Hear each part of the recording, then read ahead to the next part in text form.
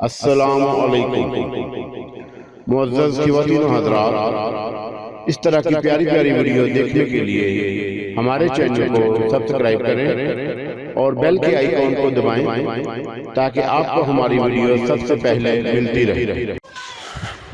السلام علیکم دوستو، پیش خدمت ہے اوتار ایپیسوڈ نمبر 17۔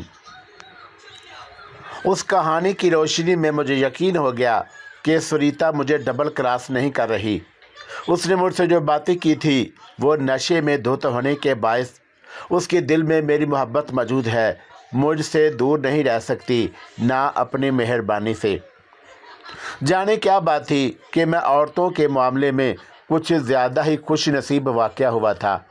میرا جس لڑکی اور عورت سے بھی واسطہ پڑا وہ نہ صرف مجھ سے محبت کرنے لگتی، میرے قریب آ جاتی اور مہربان ہو جاتی۔ میں کوئی جادوگر نہیں تھا اور نہ ہی ایسا کوئی جادو منتر جانتا تھا جس سے لڑکیاں اور عورتیں میری تابع ہو جائیں۔ بس میں ایک ذہن پڑھنے کا علم جانتا تھا، صرف یہی ایک پوشیدہ صلاحیت جسے ٹیلی پیتھی کا علم کہا جاتا ہے، اس کا ماہر تھا۔ گو سریتا نے مجھ سے کہا تھا کہ میں وحشی ہوں، خود غرض ہوں، ہوس پرست ہوں، مجھے صرف اس کے جسم سے غرض اور دلچسپی ہے۔ مجھ سے نہ ملنا اور نہ ہی مجھے چھونا، مجھے تم سے نفرت ہے، محبت نہیں ہے۔ لیکن اس کا دل و دماغ کہہ رہا تھا، دیوا میں تم سے محبت کرتی ہوں، تم سے نفرت کروں سوال ہی پیدا نہیں ہوتا۔ تم میرے صرف جسم کے مالک ہی نہیں، میری آتما کے بھی مالک ہو، تم میری آتما ہو، میں اپنا جسم کیا اپنی جان تک قربان کر سکتی ہوں۔ یہی بات روپا چندروتی کے دل میں تھی، گو اس نے مجھے بھلا دیا تھا۔ میری محبت جو اس کے دل کے کسی کونے میں سو گئی تھی وہ ہڑبڑا کر جاگ اٹھی۔ اس نے اپنی محبت کا جو اظہار کیا وہ بڑی سچائی سے تھا اور اس کے دل میں کوئی کھوٹ نہیں تھا۔ وہ مجھے اپنے ساتھ جو لے جا رہی تھی اور اس لیے کہ میں ماضی کی یاد تازہ کروں۔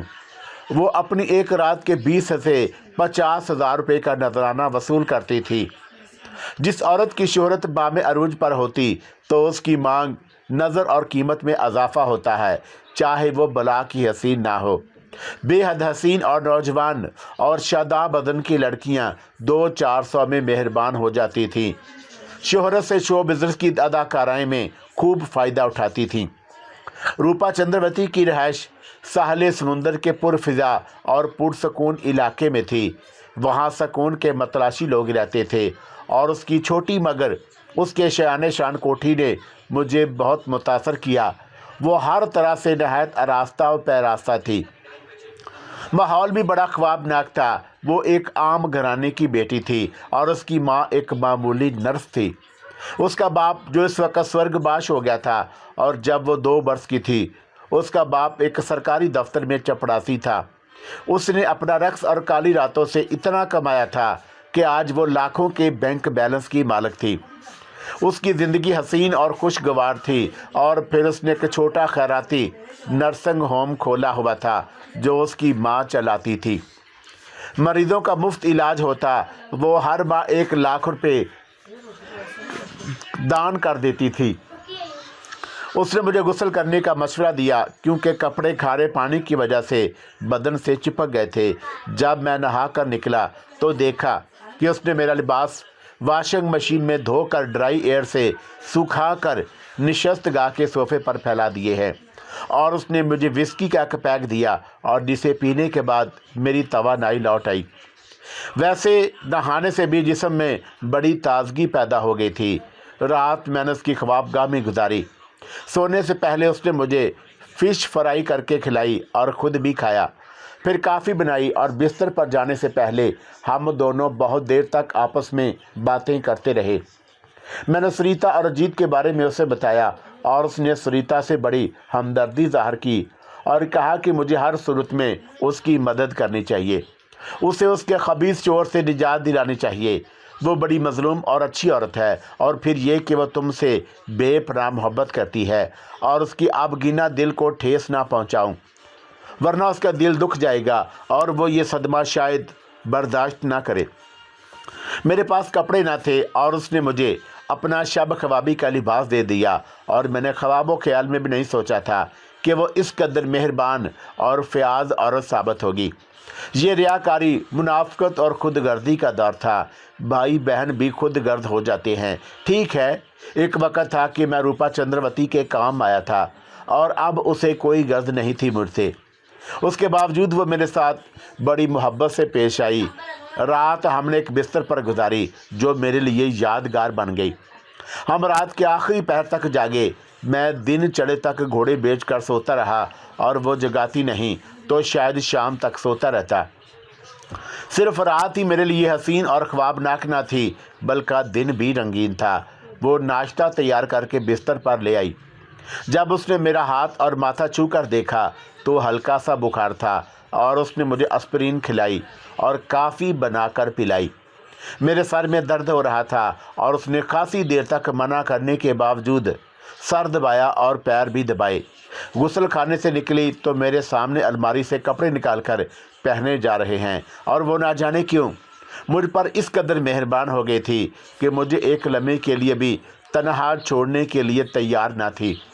میری طبیعت قدرے سنبھل گئی تو وہ 2 دن میں بھی رات کا فسانہ دہرانا چاہتی تھی۔ پوچھتی تھی کہ کسی چیز کی ضرورت تو نہیں۔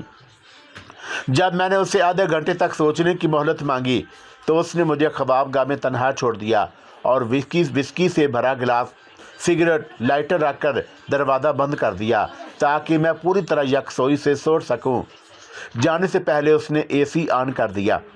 میں نے پہلے تو وسکی کا پیک حلق سے اتارا، پھر سگریٹ سلگا کر اس کا ایک لمبا سا کش لے کر سوچنے لگا کہ رگھو ناتھ کے قتل کے بعد وہ دستاویز کہاں گئی۔ حالانکہ اس نے فرضی نام سے کمرہ بک کرایا تھا لیکن وہ پہنچنے سے پہلے ہی قتل ہو گیا۔ اسے بستر میں قتل کیا گیا تھا۔ قاتل جو کوئی بھی تھا اس کے ساتھ ساتھ رہا اور اب وہ دستاویز ہی اس کے قبضے میں تھی اور اس نے شاید دستاویز پروفیسر نارنگ کے ہاتھ اس لیے نہیں بیچی کہ اسے منہ مانگا معاوضہ ملنے کی کوئی ذرا برابر امید نہیں تھی۔ اسے یہ خوف و خدشہ بھی لاحق ہو گیا ہوگا کہ دستاویزات لینے کے بعد اسے کہیں قتل نہ کر دیا جائے۔ وہ کسی ایسے ملک یا ایجنٹ کے ہاتھ فروخت کر دینا چاہتا ہوگا جو اس کے ملک کے دشمن ہو اور ان سے بہت بڑی رقم مل سکتی ہو۔ میں روپا چندروتی کے ساتھ وقت گزارنے اور رنگ رلیاں منانے کی بجائے اس دستاویزات کے حصول کے لیے عملی قدم اٹھانا چاہتا تھا اور میں نے اس بت گماز کے ساتھ بہت سارا وقت گزار لیا تھا۔ کسی اور دن بھی وقت گزاری اور محبت باری باتیں ہو سکتی تھی، گو کہ اس نے مجھے اپنی محبت اور سلوک سے ایسا اسیر کر لیا تھا کہ جی چاہنے کو نہیں چاہ رہا تھا لیکن مجبوری تھی۔ یہ کہاں بھاگی جا رہی ہے؟ مجھے سریتا سے مل کر رپورٹ لینی تھی کہ بدماشوں نے کیا تیر مارا۔ سریتا ہی مجھے صحیح رپورٹ دے سکتی تھی۔ ساری صورتحال اس کے سامنے یقیناً آئی ہوگی اور اس کے علاوہ کوئی اور مجھے کچھ نہیں بتا سکتا تھا۔ پھر مجھے اچانک یاد آیا کہ میں نے اس ہوٹل کے ڈیسک کلرک سے رابطہ کیا اور جسے میں نے رشوت دے کر رگھو ناتھ کا کمرہ لیا تھا۔ رگھو ناتھ کے قتل کے بارے میں صرف مجھے معلوم تھا۔ اجیت اور پروفیسر نارنگ کا خیال تھا کہ رگھو ناتھ پر اسرار طور پر گم ہے اور میں نے اس کلرک کو اپنا نام بتا کر پوچھا، دوست میرے بارے میں کیا مشہور ہوا اور تمہارے علم میں جو کچھ بھی ہے سچ سچ بتا دینا۔ بڑی دلچسپ اور سنسی خیز خبریں ہیں، اس نے جواب دیا۔ آپ کے متعلق یہ خبر گرم ہے کہ آپ سمندر میں ڈوب کر سورگ باش ہو گئے اور آپ کی لاش کی تلاش میں سمندر میں غوطہ خور اتارے گئے ہیں اور انہیں ابھی تک آپ کی لاش ہاتھ نہیں لگی۔ شکریہ، میں نے کہا، کوئی اور نئی تازہ خبر ہے تو بتاؤ۔ ہوٹل میں کوئی میرے بارے میں دریافت کرتا ہوا تو نہیں آیا؟ جی ہاں، کل ایک جو موٹا گینڈے نما بدماش آپ کے بارے میں تحقیقات کرتا پھر رہا تھا، وہ آج صبح بھی اس کام سے آیا تھا۔ سنو، میں نے کہا کہ تمہیں کسی کو میرے بارے میں بالکل بھی نہ بتانا۔ کوئی خاص تمہارے علم میں آئے تو اسے ذہن نشین کر لینا۔ میں تمہیں وقتاً فوقتاً فون کرتا رہوں گا، شاید ملنے بھی آؤں۔ بہرحال ہر صورت میں تمہارے 500 روپے پکے، سر۔ اور وہ ممنونیت سے بھرے لہجے میں بولا، آپ کسی بات کی چنتا نہ کریں، میں تو اپنے فرشتوں کو بھی آپ کے متعلق کچھ نہیں بتاؤں گا۔ اور اس سے گفتگو کا سلسلہ منتقل ہونے کے بعد میں نے سوچا کہ سریتا کو فون کروں یا نہ کروں، کیونکہ اجیت کے ہونے کی صورت میں اس سے بات کرنا اور معلومات حاصل کرنا فضول ہوگا۔ اول تو وہ مجھ سے بات نہیں کرے گی، دوسرا یہ کہ اجیت کو میرے زندہ ہونے کا علم ہو جائے گا اور मैं उसे ये मालूम होने नहीं देना चाहता था कि मैं ज़िंदा हूँ, समुंदर में गर्क नहीं हूँ। बहरहाल सुरीता से रब्ता करना अशद ज़रूरी था, क्योंकि मैं अंधेरे में था। जो बात सुरीता बता सकती थी, कोई और नहीं। सुरीता को फ़ोन करने के सिवा कोई चारा नहीं था। मैंने सुरीता का टेलीफ़ोन किया। मेरी खुशकिस्मती थी कि सुरीता अकेली थी। मैंने कहा, हेलो सुरीता, पहले ये बताओ कि तुम्हारा खबीस जौहर घर पर है कि नहीं? अगर है तो टेलीफ़ोन बंद कर दूं, मैं फिर फ़ोन करूंगा। देवा कुमार, ये तुम हो? तुम जिंदा सलामत हो? वो फरते मुसर्रत से बोली। यकीन नहीं आ रहा, काश कि तुम मेरे सामने होते, देखते कि मैं तुम्हारी आवाज़ सुनकर खुशी से कैसी दीवानी हो रही हूँ। वो हरामज़ादा घर पर नहीं है, तुम आ जाओ। वो तो तुमसे आकर मिलूंगा मेरी जान, मैंने जज्बाती लहजे में कहा। मिलन की घड़ी जल्द आने वाली है, मैं तुमसे मिले बगैर कैसे रह सकता हूँ? तुमसे जुदाई मेरे लिए सुहाने रूह है। ये बताओ कि प्रोफेसर नारंग के मुतल्लिक़ कोई खबर ये है कि प्रोफेसर नारंग को अभी वो चीज़ नहीं मिली जिसके लिए वो बेचैन है, सुरीता ने जवाब दिया, और उसकी हालत बड़ी गैर है। अब अजीत तुम्हारे साथ किस तरह पेश आ रहा है? मैंने दरियाफ़त किया। तुम्हें अजियत तो नहीं पहुंचा रहा जानी? बहुत अच्छी तरह, सुरीता ने बताया। वो मेरे साथ बहुत ही अच्छी तरह पेश आ रहा है, जिसे मैं खुद समझने से कासर हूँ। ये तो हैरत और खुशी की बात है। और तुमने आखिर उस पर क्या जादू कर दिया जो वो मोहब्बत से पेश आया? ऐसा तो नहीं कि उसके साथ कुछ ज़्यादा ही मोहब्बत वालाना अंदाज और वराफ़तगी से पेश आने लगी हो और उस पर कुर्बान हुए जा रही हो? मालूम नहीं क्या बात है कि रात वाले वाक़े से वो मुझ पर कुछ ज़्यादा ही मेहरबान हो गया। वो कहने लगी। दो बातें मेरी समझ में आईं। पहली बात तो ये है कि तुमने बड़ी महफिल में मेरी 2 पप्पियाँ ले ली, और जिसने मेरी अहमियत उसके नज़रों में बढ़ा दी। उसे इस बात का यकीन हो गया कि मैं उससे बेगुनाह मोहब्बत करती हूँ, और मुझे उस पर इसलिए अंधा यकीन हो गया कि मैंने तुम्हें वहाँ बुलाया और तुमसे मोहब्बत भरा ड्रामा रचाकर उल्लू बनाया। तुम्हारे समुंदर में फेंके जाने के बाद उसके आदमियों का जो हशर नशर किया, उसके ख्याल में मैं नशे में धुत थी इस वजह से।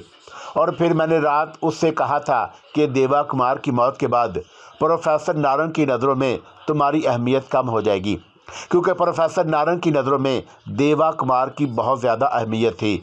उसका ख्याल था कि देवा कुमार किसी ऐसे मिशन पर आया था जो उसकी ज़ात से ताल्लुक़ रखता था, और वह उस चीज़ के बारे में जानता था जिसकी उसे अशद ज़रूरत थी और जिसके लिए वो यहाँ आया था। इसलिए उसने तुम्हें देवा कुमार की निगरानी सौंपी थी। तुमने जल्दबाजी की। देवा कुमार को मैं अपने जाल में फांस कर बहुत कुछ मालूम कर लेती। तुम्हारी वजह से सुनहरी मौका ज़ाया हो गया। अजीत ने मेरी इस दलील को तस्लीम किया और अब पछता रहा है। तुमने बहुत अच्छा किया जो अजीत को सुना दी। उसे तुम्हारी ज़ुबान से ये नहीं मालूम होना चाहिए कि मैं ज़िंदा हूँ। सुनो प्यारे, सुरीता ने मोहब्बत भरे लहजे में कहा, तुम्हें अपनी जान खतरे में ना डालो, बदमाशों के साए से भी बच कर रहो। ज़िंदगी में खतरा तो पेश आते ही रहते हैं, मैंने जवाब दिया। जो मौत से डरता है उसे मौत इतना ही डराती है। सुरीता जानी, तुम सच कहते हो, लेकिन मेरी जान, मेरा तो कुछ ख्याल करो। मुझे तुम्हारी ज़िंदगी अपनी जान से ज़्यादा अजीज़ है। तुम्हें कुछ हो गया तो? लेकिन रात तुमने उस होटल में मुझसे क्या कहा था, इतनी जल्दी भूल गई? मैंने उसे छेड़ा, अब तुम अजहार मोहब्बत कर रही हो। क्या कहा था? सुरीता के लहजे में हैरत थी। चूँकि उसने नशे की हालत में कहा था, इसलिए शायद अब उसे कुछ याद नहीं आ रहा। और तुमने जाने क्या कुछ नहीं कहा। मैं उसे बताने लगा। मैं तमाम अल्फाज और जुमले पूरी तरह बताने से रहा। तुमने कहा था कि मैं अपना तन मन तुम्हें सौंप दिया। तुम्हें मुझसे मोहब्बत नहीं, तुम दोस्त नहीं हो बनूरा, और तुम अपनी गर्ज के लिए आए थे। तुमने अपना उल्लू सीधा कर दिया। अब तुम नहीं आना, मुझे हाथ भी मत लगाना। तुमने क्या ये सब कुछ नहीं कहा था? शायद कहा हो, क्योंकि मैं नशे की हालत में थी, वो नदामत भरे लहजे में बोली। जब कोई नशे में धुत होता है तो उसे किसी बात का ख्याल और होश नहीं रहता। नहीं देवा, मुझे तुमसे मोहब्बत है। अगर मैं नशे की हालत में ऐसी बात कही है तो मैं माफ़ी चाहती हूँ। प्यारे, नादम हो, मैं तुम्हारी हूँ। मेरा तन मन तुम्हारा है। मैं तुमसे नफ़रत करूँ, दूर रहूँ, ये कैसे मुमकिन है? तुम जब चाहो आ सकते हो। ना सिर्फ मेरे घर के दरवाजे बल्कि मन के दरवाजे भी खुले हुए हैं। ये कैसे मुमकिन है कि मैं तुम्हारे करीब ना आने दूँ, तुम्हारी किसी भी बात से इनकार करूँ? صرف اس بات کا خیال رکھنا کہ میرا مردود پتی نہ ہو، میں اکیلی ہوں۔ تم آنا چاہو تو اس وقت بے دھڑک اور بے کھٹکی آ سکتے ہو۔ وہ کمینہ پروفیسر نارنگ سے ملنے اور رات کے واقعے کی رپورٹ دینے گیا ہوا ہے۔ وہ تمہارے بارے میں پروفیسر نارنگ کو بتائے گا کہ اس کے آدمیوں نے اسے سمندر میں نہیں پھینکا، چونکہ اس نے ایک ساتھیوں پر قاتلانہ حملہ کیا تھا۔ انہیں بچانے اور اسے پکڑنے کے لیے دوڑے تو وہ سمندر میں کود گیا اور مر گیا، اور وہ شاید مچھلیوں کی خوراک بن گیا۔ اجیت کی نظروں سے میں زیادہ دنوں تک اوجھل نہیں رہ سکتا، میں نے کہا، اور ویسے مجھے زندہ دیکھ کر اس کے کیا تاثرات ہوں گے؟ وہ تمہاری بدروح سمجھ کر شاید بے ہوش ہو جائے۔ سریتا کھلکھلا کر ہنس پڑی۔ اور ویسے تم اس سے کہنا کہ میں بدروح ہوں، اس نے شوق لہجے میں کہا، اور شاید وہ تمہاری بات سچ مان لے۔ وہ بھوت پریت کا قائل ہے۔ اچھا اب اجازت دو، میں نے کہا، اور مجھے بہت سارے کام نمٹانے ہیں۔ میں موقع ملتے ہی تم سے رابطہ کروں گا۔ اوکے۔ روپا چندروتی نے میرا جو سوٹ کے دھو کر سوکھنے کے لیے رکھ دیا تھا، صبح وہ خشک ہو چکے تھے، اور اس نے میرے کپڑوں پر استری کر دی، اور اس نے اپنے ہاں کوئی ملازمہ نہیں رکھی تھی۔ 2 نوکر تھے جو اس کی غیر موجودگی میں صفائی وغیرہ کر دیتے، اور اس کے یہ نوکر سرونٹ کوارٹر میں ہوتے تھے۔ آخر ان کی ضرورت ہوتی تو وہ انٹرکام پر رابطہ کر کے بلاتی، اور انہیں اس بات کی اجازت نہ تھی کہ وہ بن بلائے آ جائیں۔ وہ اپنا ناشتہ خود ہی پکاتی تھی، کھانا بھی تیار کرتی، باہر شاد و نادر ہی کھاتی تھی۔ اور جب میں جانے کے لیے تیار ہوا تو اس نے میرے گلے میں اپنی باہیں حمائل کر دیں اور میری آنکھوں میں جھانکتی ہوئی بولی، تم اکیلے مت جانا، میں بھی تمہارے ساتھ چلوں گی۔ میرے ساتھ ہونے سے تمہیں بہت ہمت رہے گی، میں آج فرصت میں ہوں۔ نہیں ڈارلنگ، میں نے اسے سمجھانے کے انداز میں کہا، تم آرام کرو۔ ایک تو تم نے 1.5 گھنٹہ رقص کیا، اور پھر رات کے آخری پہر تک جاگتی رہی ہو، اور تمہیں ٹھیک سے سونے کو نہیں ملا۔ جہاں کے تمام بدماش میری جان کے بدترین دشمن ہیں، وہ تمہیں اغوا بھی کر سکتے ہیں، اور یہ سمجھ کر کہ تم میری دوست ہو، میں نہیں چاہتا کہ تم پر کوئی آفتاب نازل ہو جائے۔ پھر میں نے فون کر کے ٹیکسی منگوائی اور اسے کہا کہ گرلز اسکول کے عقب میں ٹیکسی روکے اور میرا انتظار کرے۔ اور جب میں اس کے ہاتھ سے نکل رہا تھا تب اس نے میرے ہونٹوں کو اپنے ہونٹوں کی مٹھاس سے بھر دیا، اور اس نے جذباتی انداز سے رخصت کیا تھا۔ میں اس کے ہاں سے باہر آیا تو موسم بڑا خوشگوار تھا، دھوپ چمک رہی تھی۔ میں بہت محتاط ہو کر اس طرف جا رہا تھا جہاں ٹیکسی میری منتظر تھی، حالانکہ اس قدر محتاط ہونے کی چنداں ضرورت نہ تھی، کیونکہ اجیت کے بدماشوں کے فرشتوں کو بھی خبر نہیں تھی کہ رات میں نے کہاں اور کس کے ساتھ گزاری، اور میں کس گھر میں محفوظ تھا، اور میں نے رات بڑی یادگار گزاری۔ چنائی کے تمام بدماش میرے خون کے پیاسے ہو رہے تھے، مجھے دیکھتے ہی گولی مارنے میں ذرا بھی تامل نہیں کرتے۔ مجھے دور وہ ٹیکسی نظر آ گئی، اور میں رات کے لرزہ خیز واقعے کے بارے میں سوچتا جا رہا تھا کہ ایک گاڑی میرے عقب میں آ کر رکی، اور اس کے بریک اتنی زور سے چیخے کہ ساری فضا گونج کر رہ گئی۔ میرے ذہن میں جو خیال آیا وہ یہ تھا کہ میں پھر دشمنوں کے نرغے میں آ گیا۔ میں حیران تھا کہ دشمنوں کے میرے بارے میں کیسے اور کیوں کر پتہ چل گیا کہ میں یہاں ہوں۔ میں نے پلٹ کر دیکھا، پارو چندروتی کی مرسڈیز تھی۔ میں نے پارو چندروتی کو دور رہنے کی سختی سے تاکید کی تھی۔ میں نہیں چاہتا تھا کہ وہ میری وجہ سے لپیٹ میں آ جائے اور اس کی زندگی میرے کارن تباہ ہو جائے۔ اس کی زندگی بڑی پرسکون تھی، مگر اس نے میری بات نہیں مانی۔ اس سے رہی نہیں گیا تھا، اس لیے وہ گاڑی لے کر آ گئی تاکہ میں جہاں کہوں اسے لے کر چل سکوں۔ وہ میری خاطر ہر قسم کا خطرہ مول لینے کے لیے تیار تھی۔ یہ عورت بھی کیا چیز ہوتی ہے، سمجھ میں نہ آنے والی ایک معمہ۔ حالانکہ ماضی میں نے اس کے ساتھ جو وقت گزارا وہ بھول نہ تھی، اور پھر رات بھی اس نے میرا بڑا خیال رکھا اور بے حد خوش رکھا تھا، اور پھر مجھ سے محبت کرنے لگی تھی۔ اگر اسے مجھ سے محبت نہ ہوتی تو وہ مجھے اپنے ہاں پناہ نہ دیتی اور نہ مہربان ہوتی۔ اگر وہ مجھ سے محبت کرنے لگی تھی تو اس میں میرا کیا قصور تھا؟ میں نے اسے بہت کہا کہ وہ واپس جائے، لیکن وہاں واپس جانے کو تیار نہ ہوئی تو میں نے بادل ناخواستہ ساتھ لے لیا، اور اس کے سوا چارہ نہ تھا۔ میں نے دیکھا کہ اس کا چہرہ خوشی سے دمک گیا اور اس کی آنکھوں میں چمک سی پیدا ہو گئی۔ میں نے کہا، سنو جانی، ہم پکنک منانے نہیں جا رہے ہیں، اور جو تم اس قدر خوش ہو رہی ہو، اور تم بھی بڑی عجیب عورت ہو، میری سمجھ میں نہیں آتی۔ लेकिन मैं तो पिकनिक समझ कर आई हूँ। रूपा चंद्रवती शौकी से बोली, मैं तुम्हारे बगैर नहीं रह सकती हूँ, इसलिए आ गई। मैंने सारी रात तुम्हारे साथ पिकनिक की तरह गुजारी है। मैंने कहा, क्या तुम्हारा दिल मुझसे भरा नहीं जो तुम मज़ीद साथ रहना चाहती हो? असल बात यह है कि मैंने महम जो तबीयत पाई है, रूपा चंद्रवती ने कहा, और इसलिए मैं भी साथ चल रही हूँ कि उस महम में शरीक रहूँ। रूपा चंद्रवती को मैं सिर्फ एक रकासा समझता था, एक ऐसी औरत जो दौलत, शोहरत और अपने आप को नुमाया करने वाली। वो दौलत के पीछे बेतहाशा भाग रही थी, अंधाधुंध दौड़ रही थी। दौलत के असूल के लिए उसने अच्छे बुरे की तमीज़ मिटा दी थी। शोबिज़ की दुनिया ही ऐसी थी कि उसमें जो कोई भी आता उसके नज़दीक अच्छे बुरे की तमीज़ नहीं रहती। वो सब दौलत और शोहरत के लिए आते हैं और शोहरत से ज़्यादा दौलत की तमन्ना होती है। इस दुनिया की एक औरत भी ऐसी नहीं थी जो दौलत और शोहरत के लिए आलूदा नहीं होती। रूपा चंद्रवती का ज़ाहिर बातन एक था और उसने मेरे साथ चलने पर इसरार किया तो लम्हे के लिए मेरे दिल के किसी कोने में शक की लहर उठी। आखिर वो क्यों मुझ में और उस मिशन में दिलचस्पी ले रही है? कहीं उसने इस अजीब से साज बात तो नहीं किया हुआ? और जब मैंने उसका जहन पढ़ा तो ऐसी कोई बात नहीं थी। वो मेरी मदद करने में बेगर्ज और मुखलस थी और उसने वाकई महम जो तबीयत पाई थी। मैंने रूपा चंद्रवती के यहाँ से सुरीता को टेलीफोन किया था तो उसे ये नहीं बताया था कि मैंने रूपा चंद्रवती के यहाँ पना ली थी और रात के यहाँ गुजारी और टेलीफोन भी उसके यहाँ से कर रहा हूँ। अगर मैं बता देता तो उसे रूपा चंद्रवती से हसद हो जाता, जल जाती और मुझसे नाराज़ हो जाती। वो कहती कि तुमने रात यकीनन उसके साथ बेडरूम में बिस्तर पे साथ गुजारी होगी। मैं रूपा चंद्रवती को सरिता से अपनी मोहब्बत, दोस्ती और तल्लुकार के बारे में नहीं बताया। उसने मुझसे सरिता के बारे में दरियाफ़त किया था और मैंने उसे सिर्फ इतना बताया था कि सरिता ने मुझसे एक प्राइवेट सुरागर सांग की हैसियत से मेरी खिदमत हासिल की हुई हैं ताकि मैं उसे उसके जालिम शोहर से निजात दिला दूं। और अगर मैं उसे बता देता कि सरिता मेरी मोहब्बत में गिरफ़्तार है तो वह शायद बर्दाश्त ना करती।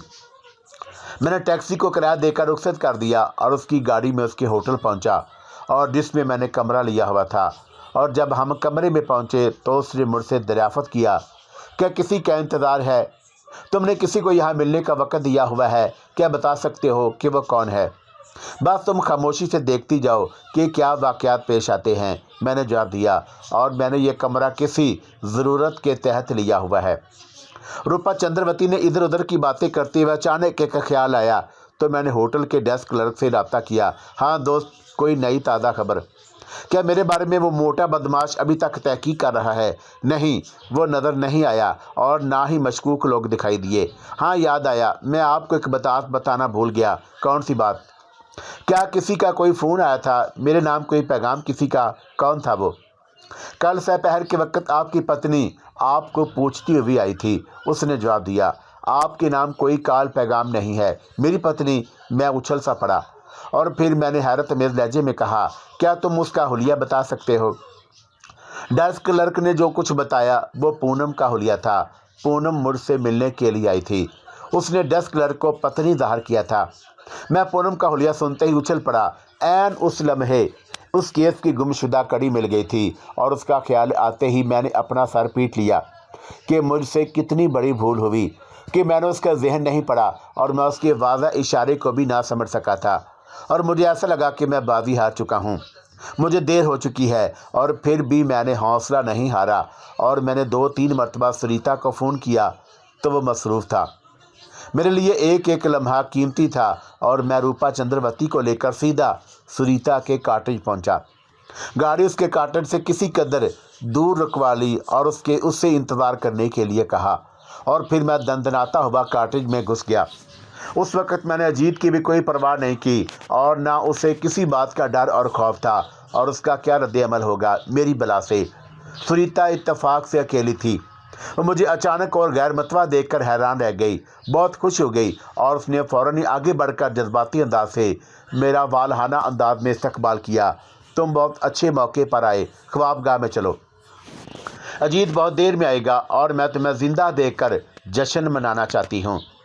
تم نے جب مجھے فون کیا تو میں بتا نہیں سکتی کہ مارے خوشی کے میرا کیا حال تھا۔ سنو سریتا، میں نے اس کی آگوش سے نکل کر کہا، کسی اور کام سے آیا ہوں۔ اور پھر میں نے اسے پونم کا حلیہ بتا کر پوچھا، کیا یہ لڑکی آئی تھی؟ ہاں وہ آئی تھی۔ سریتا نے اسبات میں سر ہلا دیا۔ تمہیں اطلاع دینے کے لیے میں نے کوئی 3-4 بار ہوٹل فون کیا تھا، تم نہیں تھے۔ کیا تمہیں اس بات کا علم ہے کہ وہ لڑکی کہاں ہوگی؟ میں نے دریافت کیا۔ اور اس نے تمہیں کوئی اپنا آتا پتہ بتایا ہے کیا؟ وہ کاٹیج نمبر 6 میں ٹھہری ہوئی ہے، سریتا بتانے لگی۔ کوئی آدھا گھنٹہ پہلے کسی نے پروفیسر نارنگ کو فون کر کے کہا تھا کہ اگر اسے رگھو ناتھ کا تحفہ چاہیے تو 5 لاکھ روپے کی رقم میں سودا ہو سکتا ہے۔ پروفیسر نارنگ نے اجیت کو فون کر کے یہ معاملہ سپرد کیا اور اس کی خدمات حاصل کی ہیں۔ اجیت پروفیسر نارنگ سے مل کر سیدھا یہاں آیا تھا۔ میرے کہنے پر سریتا مجھے برآمدے میں لے آئی اور پھر اس نے وہاں سے کاٹیج نمبر 6 دکھایا جو یہاں سے قدرے فاصلے پر واقع تھا، اور میرے لیے ایک ایک لمحہ اس قدر قیمتی تھا کہ میں نے نہ تو سریتا کا شکریہ ادا کیا اور نہ ہی اس کا بوسہ لیا اور نہ اس سے اجازت لی۔ میں برقی صورت سے چمکتا ہوا باہر نکلا۔ میں نے روپا چندروتی کی گاڑی میں بیٹھنے میں بھی وقت ضائع نہیں کیا، اور اس وقت میرے حواس جیسے معطل تھے، میں ہوا میں اڑا جا رہا تھا۔ میں درختوں کے درمیان بھاگنے لگا، اندھا دھند بھاگا جا رہا تھا، ٹھوکر کھا کر گر بھی سکتا تھا۔ میں پونم کے کاٹیج سے 100 گز کے فاصلے پر تھا کہ ایک شخص کو تیزی سے پونم کے کاٹیج سے نکل کر باہر کھڑی گاڑی کی طرف جاتے دیکھا۔ میرے اندیشے درست ثابت ہوئے تھے۔ میں نے پونم کی سلامتی کے لیے دوڑ لگائی، لیکن مجھے دیر ہو چکی تھی۔ پونم کا کاٹیج بھی سریتا کے کاٹیج کی طرح تھا، دروازے کھلے ہوئے تھے۔ میں جیسے ہی اندر گیا، میری نگاہ سامنے والے کمرے پر پڑی جس میں آگ کے شعلے باہر آتے دکھائی دیے۔ پہلے تو میں یہ سمجھا کہ اس بدماش نے کاٹیج کو آگ لگائی ہے تاکہ پونم دھویں سے گھٹ کر مر جائے، وہ خوف زدہ ہو کر رگھو ناتھ کا تحفہ اس کے حوالے کر دے۔ دوسرے لمحے گوشت کے جلنے کی بو محسوس ہوئی جو بہت ناگوار اور تیز تھی۔ میں نے کمرے کی دہلیز پر کھڑے ہو کر دیکھا، کمرے میں گیسولین بھری ہوئی تھی اور اس کی عین اوپر 2 انسانی پاؤں لٹک رہے تھے۔ تیز شعلوں اور آگ کی حدت نے انہیں جلا کر سیاہ کر دیا تھا۔ یہ پاؤں پونم کے تھے اور اسے نہ صرف کرسی سے جکڑ کر رکھ دیا گیا تھا بلکہ منہ پر ٹیپ بھی چپکائی ہوئی تھی۔ آگ کے شعلے اس کے نازک اور عریہ جسم پر کئی جگہوں پر نمایاں تھے، اور میں نے اسے منہ سے ٹیپ ہٹایا تو اس کے جسم میں حرکت ہوئی اور اس نے بہت ہی آہستہ آہستہ اپنی پلکیں اوپر اٹھائیں، اور وہ مجھے دیکھتے ٹوٹے پھوٹے اور بے ربط الفاظ میں اٹک اٹک کر کہنے لگی۔ اس بدماش نے اس کا نام پروفیسر نارنگ بتایا، گل آئی لینڈ گل۔ میں نے اسے کہا کہ زیادہ مت بولو پونم، میں ڈاکٹر کو لے کر ابھی آتا ہوں، مگر اسے موت نے مہلت نہیں دی اور اس کی گردن ایک طرف ڈھلک گئی۔ پونم رگھو ناتھ کی قاتلہ تھی، لیکن اس وقت میرے دل میں اس کے لیے ہمدردی کے جذبات تھے۔ وہ میرے علم میں یہ بات آ گئی تھی کہ پروفیسر نارنگ کا آدمی اس خونی دستاویزات کو لے کر گل آئی لینڈ جا چکا ہے جو سمندر کے اندر قریب جزیرہ ہے۔ اب مجھے ہر قیمت پر اس دستاویز کو حاصل کرنا تھا، کسی بھی صورت میں اس کا پروفیسر نارنگ تک نہ پہنچنا تھا، اور اس کے لیے کوئی تدبیر کرنا بہت ضروری تھا، ورنہ میرا مشن اور میری ساری محنت عکارت چلی جاتی۔ میں نے کسی خیال کے زیر اثر پونم کے ہاتھ سے انگوٹھی اتار لی اور اسے جیب میں بڑی احتیاط اور حفاظت سے رکھ لیا۔ باہر آیا تو دیکھا پارو چندروتی کی گاڑی سریتا کے کاٹیج سے کسی قدر فاصلے پر موجود تھی۔ وہ میرا اشارہ سمجھ نہیں پائی تھی۔ میں نے گاڑی کی طرف تیزی سے قدم بڑھایا، بلکہ ایک طرح سے لپکا تھا۔ جو یہ بدماش بھی گاڑی میں گیا تھا، میں اسے آئی لینڈ پہنچنے سے پہلے ہی روک سکتا تھا، کیونکہ اسے گئے زیادہ دیر نہیں ہوئی تھی، اور جو گاڑی چلا کر لے گیا تھا اس کی رفتار بہت تیز نہ تھی۔ وہ بڑے اطمینان سے چلاتا ہوا لے گیا، اور اس نے مجھے نہیں دیکھا تھا اور نہ ہی روپا چندروتی اور اس کی گاڑی کو بھی۔ اب تک کسی بدماش سے میرا سامنا بھی نہیں ہوا تھا۔ دن کی روشنی میں مجھے دیکھ کر کوئی بھی پہچان سکتا تھا۔ میرا یہاں موجود رہنا خطرے سے خالی نہیں تھا۔ روپا چندروتی کی گاڑی تک پہنچنے کی صورت میں خطرہ ٹل جاتا، اس لیے میں گاڑی کی طرف لپکا جا رہا تھا۔ میں روپا چندروتی کی گاڑی سے کچھ فاصلے پر تھا کہ سریتا کے کاٹیج کا دروازہ کھلا تو میں ایک دم سے چونک پڑا۔ ویٹر باہر آیا اور وہ اس قدر ظالم اور شفاق تھا کہ اس کے نزدیک انسان پانی سے بھی ارزاں تھا۔ وہ شاید تھوڑی دیر پہلے آیا تھا، نہ جانے کس کام تھے، شاید اجیت سے مل کر پونم کے بارے میں معلوم کرنے کے لیے، کیونکہ اجیت نہیں تھا اور اس لیے باہر نکل آیا تھا۔ میں نے اسے دیکھ کر گاڑی کی طرف دوڑ لگا دی اور پھر میں نے چندروتی کو چیخ کر مخاطب کیا تھا تاکہ وہ ہوشیار ہو جائے۔ ویٹر کی نگاہ مجھ پر پڑی تو وہ بھونچکا سا ہو گیا، میں زندہ کیسے ہوں، اور پھر میری طرف تیزی سے دوڑا۔ میری اونچی آواز سن کر روپا چندروتی نے گاڑی اسٹارٹ کر لی تھی، لیکن وہ شیطان برق رفتاری سے گاڑی اور میرے درمیان حائل ہو گیا۔ میں نے فوراً ہی راستہ بدل کر دوسری سمت بھاگا اور پھر میں نے چیختے ہوئے روپا چندروتی سے گاڑی لے کر بھاگ جانے کے لیے کہا۔ میں نہیں چاہتا تھا کہ روپا چندروتی سے بھی پونم جیسا سلوک ہو، لیکن اب ویٹر سے دو ہاتھ کرنے کے سوا چارہ نہیں تھا، اور میں اس حرامزادے کو سبق دینا اور اس سے بدلہ لینا چاہتا تھا۔ بے خبری میں اس کی ایسی درگت بنانا چاہتا تھا کہ اسے چھٹی کا دودھ یاد آ جائے، اور میں بھاگنے کی اداکاری کر کے اسے دھوکہ دے رہا تھا، اور وہ میرے جھانسے میں آ گیا، اور میں نے اس کے ہاتھ میں ریوالور اور اس کے چہرے پر درندگی دیکھ لی تھی۔